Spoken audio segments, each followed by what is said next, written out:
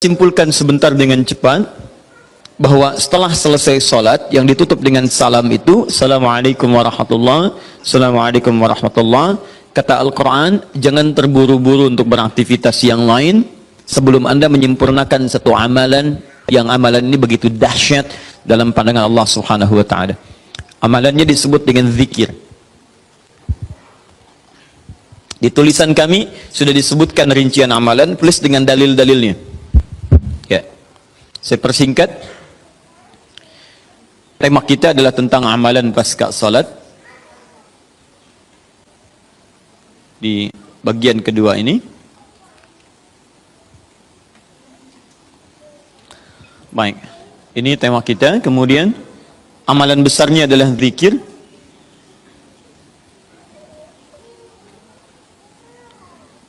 Dalilnya di Quran surah keempat An-Nisa ayat 103. Ini tema besar kita. فَإِذَا قَضَيْتُمُ الصَّلَاةَ فَاذْكُرُوا اللَّهَ. Fokus. Maka jika Anda telah tuntas mengerjakan salat, segeralah berzikir kepada Allah Subhanahu wa Ta'ala. Ingat, amalan pasca salat yang diutamakan apa? Zikir. Saya mau tunjukkan pada Anda satu hal yang sangat mendesak. Kenapa amalan ini begitu sangat ditekankan oleh Al-Quran? Bahkan saking ditekatkannya, kata Allah, perhatikan kalimatnya, qiyaman, baik itu sambil berdiri, wa qu'udan, ataupun Anda punya kesempatan lebih lenggang duduk, wa 'ala junubikum, atau bahkan dalam keadaan Anda sedang payah pun untuk duduk atau bahkan berdiri, boleh sambil berbaring. Perhatikan, saking pentingnya amalan zikir ini, itu Al-Quran seakan menghadirkan semua situasi untuk menggunakan amalan ini. Ya, bukan tidak ingin menoleransi, tapi ada sesuatu yang penting di sini. Saking pentingnya seakan-akan kalau dalam bahasa yang lain, tolong jangan tinggalkan ini. Ya, kalau Anda memang buru-buru, harus langsung bangkit pasca sholat. Ada yang bahkan setelah salam subuh, Assalamualaikum, Assalamualaikum, saya harus kejar ke tempat pekerjaan, langsung mau berangkat. Nah, terburu-burunya Anda untuk mengejar pekerjaan itu tidak menghalangi Anda untuk berzikir. Kalau bisa sambil jalan pun zikir aja, ayo lakukan, kerjakan amalannya. Kalau Anda senggang, duduk dengan tenang, lakukan. Kalau amalan ini tidak penting, mustahil Anda diminta untuk mengerjakannya, sekalipun dalam pekerjaan yang sifatnya darurat Anda mesti lakukan. Paham sampai sini? Baik, nah nanti kita akan lihat apa rahasianya amalan-amalan ini, zikir ini. Kemudian kita nanti akan urutkan seperti pertemuan lalu telah saya turunkan beberapa bagian-bagiannya. Nanti kita akan gali apa esensi dan rahasia di balik kalimat-kalimat zikir yang kita sampaikan itu. Baik, saya percepat. Zikir seperti pertemuan lalu adalah setiap aktivitas yang mampu mengingatkan dan mendekatkan kita dengan Allah Subhanahu wa Ta'ala. Jadi ada dua nih. Satu ingat, kedua dekat. Awas, ini selalu menyatu, terkait berkelindan, tidak akan pernah berpisah. Di orang yang ingat Allah pasti memiliki kedekatan dengan Allah. Jelas ya? Baik, jadi kalau cuma ingat tidak membuat dia dekat, ini bermasalah. Ketika seseorang ingat pada Allah, hubungannya menjadi dekat dengan Allah. Ketika menjadi dekat, maka dia akan dipelihara oleh Allah Subhanahu wa Ta'ala. Dipelihara dari maksiat dan segala yang menyulitkan dia dalam kehidupannya. Makanya mustahil ada orang berzikir tapi berbuat maksiat kepada Allah. Apa nih? Mereknya Akhir TV. Jangan, itu bir. Oh, pakai bismillah dulu lah, mungkin berkurang dosanya dikit. Enggak bisa. Jadi tidak akan bersanding taat dengan maksiat. Anda ingat Allah, mustahil berbuat maksiat. Ya, maaf, seorang karyawan yang ingat Allah tidak akan bermaksiat dalam pekerjaannya. Seorang ibu istri yang ingat Allah tidak akan bermaksiat dalam rumah tangganya. Seorang anak yang ingat Allah tidak akan pernah bermaksiat dalam kehidupannya. Maka dari itu, nanti kita akan lihat puncak zikir, apakah hanya dalam pasca sholat saja atau dalam aktivitas yang lainnya. Maka yang pertama, ini akan membantu mengingatkan dia kepada Allah. Yang kedua, membuat hubungannya dekat dengan Allah Subhanahu wa Ta'ala. Nah, amalan ini ada setidaknya 6-7 amalan. Hari ini saya janjikan untuk mengurutkan amalan-amalan ini. Ya, saya ingin tes dulu apakah Bapak Ibu masih ingat atau tidak. Satu apa? Istighfar.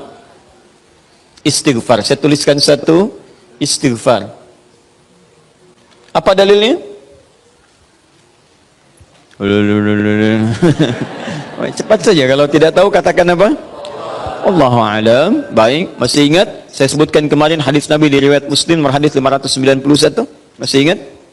Baik, ini ada istighfar. Baik, yang kedua apa? Allahu a'lam. Enggak ada, Bu. Allahu a'lam. Baik. Assalamualaikum warahmatullahi wabarakatuh. Assalamualaikum warahmatullahi wabarakatuh. Astagfirullah, astagfirullah, astagfirullah. Allahu a'lam, Allahu a'lam. Enggak ada. Baik. Baik, kita lihat ini istighfar atau masuk kepada kalimat thayyibah. Dalilnya Quran surah keempat ayat 103, kan? Kemudian yang kedua, bisa juga bacaan Al-Quran. Bacaan Al-Quran. Baik, Quran surah ke-15, dalilnya ayat ke-9. Ya inna nahnu nazzalna dzikra. Kami telah turunkan Al-Quran sebagai zikir. Jadi kalau Anda baca Al-Quran, itu Anda sedang berzikir. Kemudian bisa juga hafalan Al-Quran. Anda menghafal misalnya. Baik. Misal Anda tidak membaca, tapi selesai salat Anda membacakan ayat-ayat Quran sebagai hafalan. Ada ayat kursi misalnya, ada 3 surah yang terakhir, ada kemudian ayat pertama sampai 5 misalnya, Al-Baqarah, ya ada ayat-ayat yang lainnya, hafalan misalnya. Begitu Anda bacakan, Anda sedang berzikir. Dalilnya Quran surah ke-54, ayat 17, ayat ke-22, ayat 32, ayat ke-40. Ketika Allah menyebut para penghafal Quran, menyebutnya dengan proses berzikir. Walaqad yassarnal Qur'ana lidzikri.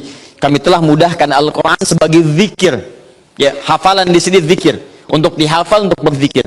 Jadi kalau Anda pasca salat kemudian membaca ayat-ayat Quran dalam hafalan bukan menggunakan mushaf, maka Anda sedang berzikir kepada Allah Subhanahu wa taala. Dan nilainya 4 kali lebih banyak dibandingkan dengan yang membaca. Ya. Nah.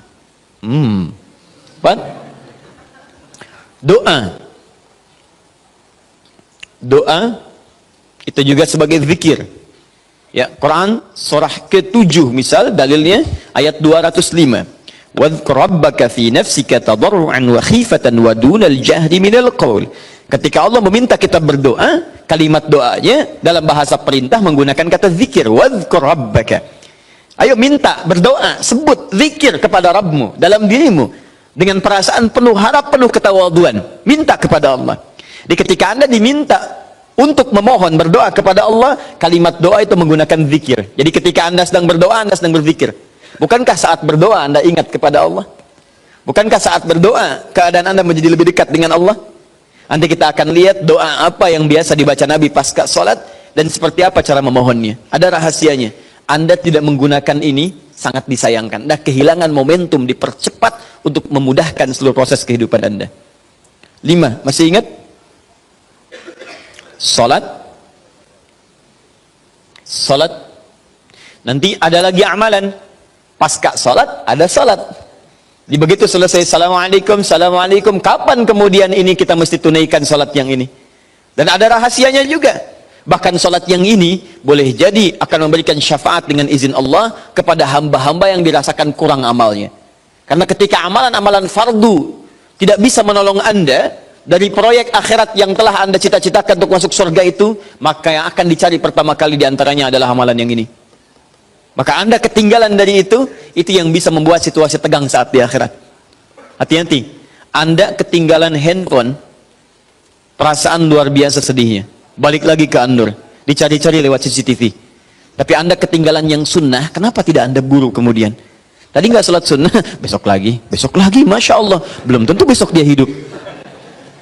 Dalilnya Quran surah ke-20 ayat ke-14. Ya, innani anallahu la ilaha illa ana fa'budni wa aqimis salata lidzikri. Saya Allah, tidak ada Tuhan yang layak disembah kecuali saya. Sembah saya. Bagaimana cara nyembahnya? Tunaikan salat sebagai zikir kepada saya. 6. Memperbanyak menyebut Allah, menyebut nama Allah, atau juga dengan al-asma'ul husna. Al-asma'ul husna. Dalilnya Quran surah kedua Al-Baqarah ayat 152. Fadhkuruni adzkurkum.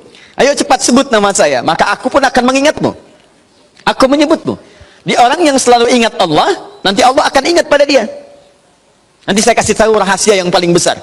Bahkan ada orang yang saat membutuhkan ya dalam persoalan kehidupan kepada Allah, sebelum dia minta, karena Allah telah mengingatnya, Allah ringankan aktivitas kehidupan dunianya. Dia bukan nggak punya masalah, jadi kayaknya nggak kelihatan punya masalah, cuman setiap akan mengalami masalah diringankan oleh Allah sehingga seakan-akan nggak punya masalah.